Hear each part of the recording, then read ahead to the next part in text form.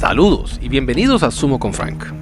En el sumo, una tradición de más de 1500 años, vemos a hombres gigantes que parecen ser inmovibles, pero a menudo olvidamos una verdad fundamental. El sumo es una colisión automovilística humana. Cuando dos cuerpos que suman más de 350 kilos chocan de frente, la ley de la física es implacable. No hay protecciones, no hay tiempo fuera, y durante mucho tiempo ni siquiera había médicos al borde del dojo. Hoy vamos a ver un lado oscuro del sumo, desde rodillas destruidas hasta la tragedia que sacudió al mundo. Hoy en A Sumo con Frank les traigo las 10 lesiones más brutales del sumo. Empezamos en el 1996 con Mai no Umi, un luchador legendario por ser pequeño y ágil. Su estrategia era la velocidad, pero en el torneo de Nagoya, la física le ganó a la técnica. Su oponente, el enorme Konishiki, que pesaba en ese tiempo más de 273 kilogramos, cayó con todo su peso directamente sobre la pierna extendida de Mai no Umi. El resultado fue una fractura limpia de tibia, y fue un recordatorio brutal que en este deporte un mal paso no es solo un error, es una catástrofe.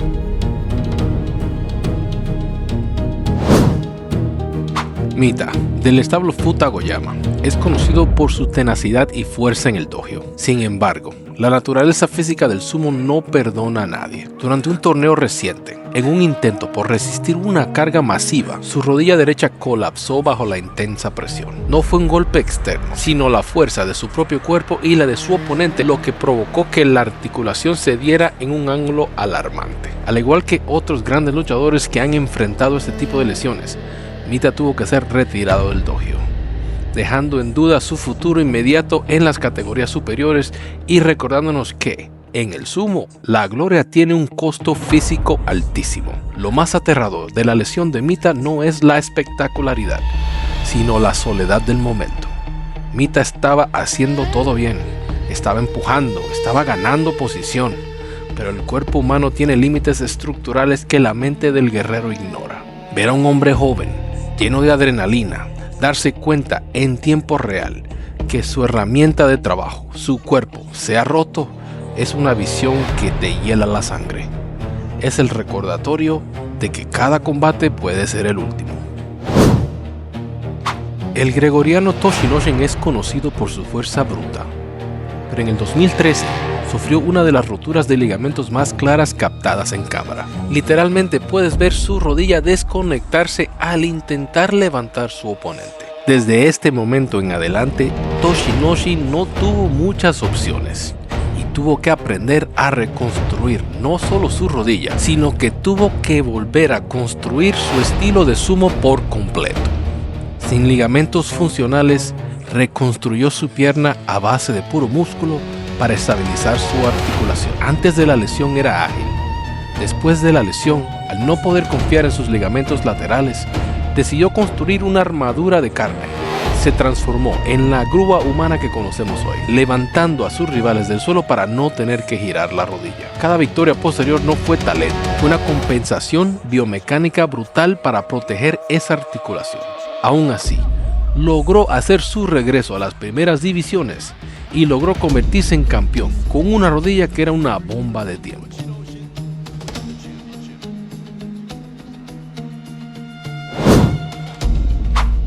No todas las lesiones son un hueso o un ligamento roto al instante. Algunas se acumulan. Takakeisho usaba un estilo de cabeza ariete. A lo largo de los años esto destruyó su cuello. Hay combates donde, tras el choque inicial, sus brazos quedan inertes por segundo debido al daño nervioso, conocido usualmente como stingers. Es el mismo trama que vemos hoy en día en la NFL, pero sin casco. Es una lesión que no se ve, pero que acorta la vida. A diferencia de una pierna rota que eventualmente se sana, el cuello es una cuenta regresiva. Cada choque frontal de Takakeisho era como un pequeño accidente de coches. Los fans contenían el aliento no por quién ganará, sino por si se levantará. Esos segundos donde sus brazos cuelgan muertos a los costados no solo son daño nervioso, son señales de advertencia del sistema central diciendo basta. Eventualmente, Takakeisho cedió y se retiró a muy temprana edad. Perdió todo el peso que acumuló durante su vida como luchador y ahora es Oyakata de su propio estado. Takakeisho vio el final del túnel y prefirió bajarse del carro. Esta es la lesión más famosa de todas. El gran campeón Yokozuna Taka Nohara se destrozó la rodilla el día 14 del torneo. Apenas podía caminar. Los médicos le dijeron que se retirara, pero él dijo no. Hay que entender la atmósfera de ese día. No era solo un torneo, era un drama nacional. El primer ministro estaba en la grada. Japón entero miraba. Taka Nohara sabía que si no subía en ese ring, decepcionaría a una nación que valora el sacrificio por encima de la autopreservación. Salió el último día, arrastrando la pierna, y ganó el campeonato contra Musashi Maru. Fue heroico, fue legendario. Esa rodilla vendada se convirtió en un símbolo patrio. Ganó la Copa del Emperador, pero perdió su capacidad de caminar sin dolor para siempre. ¿Valió la pena? Para la historia del sumo sí, para el hombre detrás del mito quizás no tanto. Imagina tener las rodillas de un anciano de 80 años en el cuerpo de un monstruo de 23. Desde el principio de su carrera, Teruno Fuji siempre fue un luchador grande y fuerte, un hombre que parece que nació para hacer esto. Subió rápidamente en todas las divisiones, dominando en cada uno de los torneos en los que participó. Rápidamente vimos a un Teruno Fuji que subió hasta el rango de Ozeki en primera división. Pero fue ahí, en la cima, donde empezaron sus problemas de salud. Tenía meniscos rotos y ligamentos destrozados en ambas rodillas. Y cayó desde la cima, desde el rango de Ozeki, hasta las divisiones más bajas donde peleaban los adolescentes. Todos le dijeron que se retirara, pero él volvió con rodillas que son básicamente metal y voluntad. Escaló de nuevo hasta convertirse en Yokozuna. Esa historia de superación más grande nacida de las lesiones más dolorosas. Caer a la división Johnny Dan siendo un ex Ozeki es una humillación que pocos soportarían. Teruno Fuji tuvo que tragar ese orgullo día tras día. Fue una victoria contra su propio ego.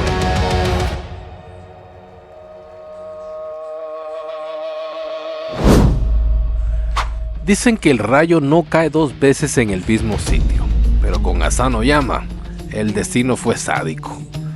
Este hombre ya había vivido el infierno. Fue despojado de su rango de Ozeki por un escándalo y obligado a luchar desde el barro durante años para volver.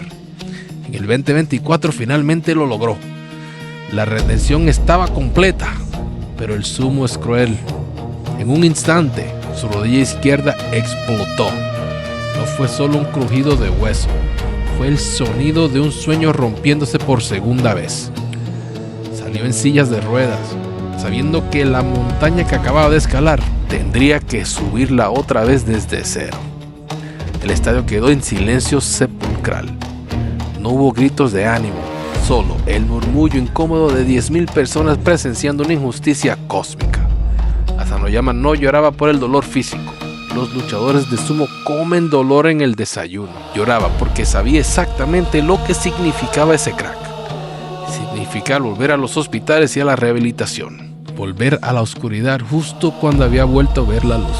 Ahora mismo Asano Oyama se encuentra en el proceso de regreso y ha logrado subir a la primera división. Pero ahora mismo todos estamos siendo testigos de su regreso a la primera división.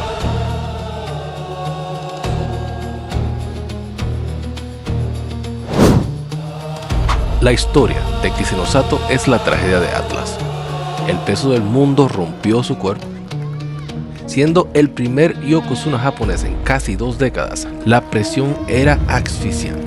En el torneo de marzo 2017, Kisenosato hacía su debut como Yokozuna y se mantuvo invicto hasta llegar al día 3. En ese día se enfrentó a un Hamada Fuji que tenía un récord de 9-3 y nada que perder. Se desgarró el muslo pectoral izquierdo y el pecho. En vez de salir del torneo, se enfrentó a Kakuryu el día siguiente y perdió nuevamente, empeorando su lesión. El día 15 se tuvo que enfrentar con Ozeki, en ese momento Teruno Fuji, el cual llevaba la ventaja y con una victoria iba a ganar el torneo. Kisenosato, con todo el peso de Japón encima, no solo le ganó a los Ozeki de Mongolia una vez, sino que le ganó 2 veces para poder llevarse ese campeonato, pero a la misma vez condenándose a sí mismo. Nunca se recuperó. Esa única victoria le costó el resto de su carrera.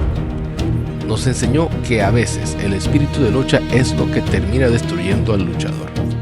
Kiseno Sato no era solo un luchador, era la esperanza japonesa, ya que por muchos años los mongoles tenían un control absoluto sobre el deporte, y Japón desesperaba por un héroe local.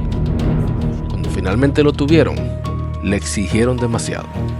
Ese desgarro en el pecho fue físico, pero la verdadera lesión fue la obligación moral de competir herido. Al forzarse a luchar para cumplir con su deber de yokozuna, convirtió una lesión tratable en una sentencia de retiro. Kiseno Sato fue un mártir de las expectativas ajenas y desafortunadamente no tuvo a nadie a su alrededor que le diera el consejo que necesitaba escuchar. Intentó regresar en el torneo de mayo, pero después de 5 derrotas se retiró del torneo. Se retiró también del torneo de julio y se ausentó por completo en el torneo de septiembre de 2017. Su mejor torneo después del torneo de marzo fue en el torneo de septiembre de 2018, donde obtuvo un récord de 10-5. 2 torneos después, Kiseno Sato se retira del deporte y se convierte en el Oyakata del establo Nishonoseki, actual establo del Yokozuna Onosato. Esperemos que Kiseno Sato haya aprendido de los errores del pasado y pueda pasar esos conocimientos al actual Yokozuna japonés. Waka Takakage no es un monstruo gigante, es un maestro técnico. Su sumo depende de la velocidad, la agilidad y los ángulos imposibles. Pero la física tiene un límite. La ironía es que su mejor calidad fue su perdición. Waka Takakage intentó un movimiento defensivo al borde del ring, plantando el pie pivotar. Un luchador más rígido habría salido del ring y perdido el combate. Él intentó ganar. Su tenacidad provocó que la fuerza que debía ir al suelo fuera absorbida enteramente por su ligamento. Fue un castigo por intentar ser excepcional. Lo peor de todo es que tras un mono-i decidieron rehacer la batalla nuevamente. Y con su rodilla ya lesionada, se tuvo que enfrentar nuevamente contra en ese entonces Goto no Waka. Ese día, Waka Takakage se llevó la victoria milagrosamente.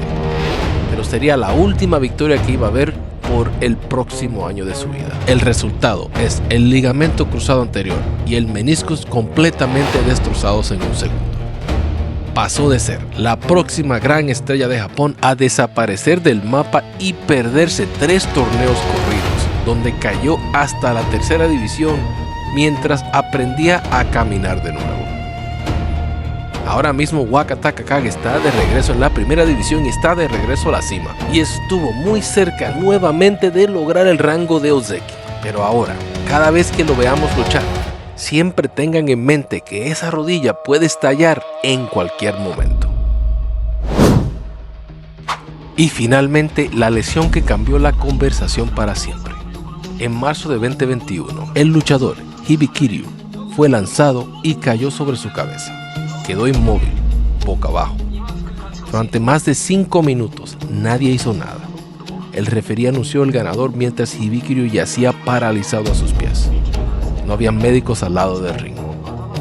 Un mes después, Hibikiryu falleció debido a complicaciones respiratorias derivadas de la parálisis. Su muerte fue un recordatorio cruel. La tradición es hermosa, pero cuando la tradición ignora la seguridad humana, el precio es la vida. Mientras los jueces deliberaban, el protocolo seguía su curso ciego.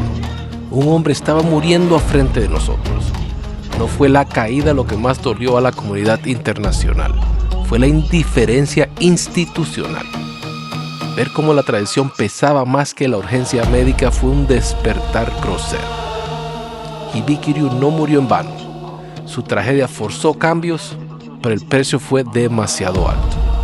El sumo es un deporte de dioses y monstruos, pero por debajo de la grasa y el músculo son solo seres humanos arriesgando su futuro por un momento de gloria en el círculo de arcilla. Déjame tu opinión en los comentarios. ¿Crees que el sumo debería cambiar sus reglas de seguridad?